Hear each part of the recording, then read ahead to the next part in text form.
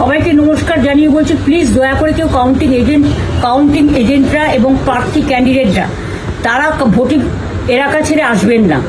Strong রুমে যেখানে counting হচ্ছে, মানে সেন্টারে, সেখান ছেড়ে কেউ আসবেন না। এটা বিজেপির প্ল্যান।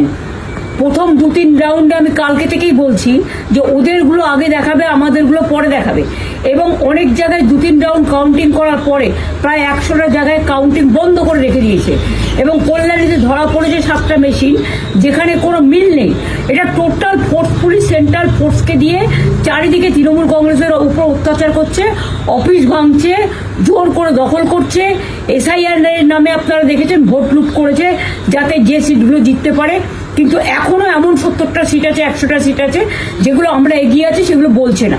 টোটালটাই মিথ্যে নিউজ খাওয়াচ্ছে। আগে DICও এই খবরগুলো দিত, কিন্তু তাকে কালকে চেঞ্জ করে দেওয়া হয়েছে। টোটালটাই ইলেকশন কমিশন নিজের ইচ্ছে মতো খেলছে, এবং সাথে কেন্দ্রীয় বাহিনীকে নিয়ে। এবং আমাদের পুলিশরা টোটাল মাথা নত করে কেন্দ্রীয় বাহিনীর আন্ডারে কাজ করছে। সুতরাং আমি আমাদের কাউন্টিং এজেন্টদের, আমাদের সমস্ত পার্টির কর্মীদের বলবো, অত মন খারাপ করার কারণ নেই। আমি বলেছিলাম সূর্যাস্ত পরে আপনারা জিতবেন। 3 রাউন্ড 4 রাউন্ড কাউন্ট হলেও এটা 14 রাউন্ড থেকে 18 রাউন্ড কাউন্ট হয়, তখন আপনারা জিতবেন। Wait and see, watch. আমরা সবাই আপনাদের সাথে আছি, আপনারা কেউ ভয় পাবেন না, নিশ্চিন্তে থাকুন। আমরা বাঘের বাচ্চার মতো লড়াই করে যাবো।